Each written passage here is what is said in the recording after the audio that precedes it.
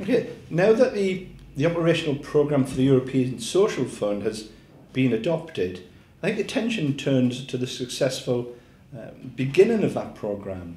And I think quite quickly one gets into the debate about not necessarily the process by which the applications will be brought forward and not necessarily the types of activity which can be funded, but how in a very uncertain period the programme of ESF can be managed over the course of the next 2, perhaps 3 years.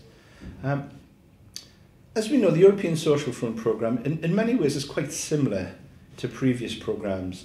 An understandable focus on getting people into work, providing the skills they need, making them ready for the labour market, upskilling in areas, and working with the unemployed to get them into work. And I think that's it. And the majority of that finance of the ESF, quite rightly, should be directed towards those activities.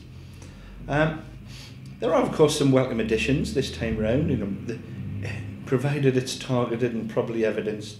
The opportunity in places where the local partnership is in agreement to direct a minority of the funds towards higher level skills, I think is a welcome addition, but provided it's targeted and reasonable.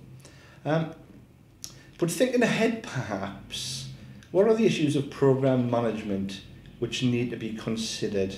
And I think they're very different to the European Regional Development Fund. For a start, of course, the European Social Fund is running a few months behind the Regional Development Fund, and that in itself will add just a little bit extra pressure on the need to spend the cash before the spending deadlines.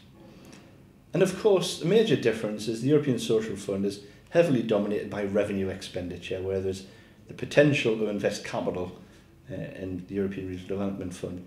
And as we were aware in the lead up to the spending review, significant pressure on revenue budgets. We've also got the potential for perhaps changing some of the mechanisms.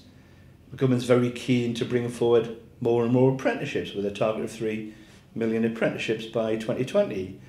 The government intends to introduce levies on the larger businesses to support their training. We've also perhaps got some discussion or uncertainties around the ongoing structure of some of the institutions which deliver and act as clients and deliverers for the European Social Fund. So I think it is facing a much more uncertain time, perhaps, compared to the European Regional Development Fund, which I think has made a much more positive early start. And it will be a challenge, I think. That's not to say it's a challenge which can't be overcome, because I reflect upon perhaps in 2010, in the old ERDF programme, when the RDAs were abolished.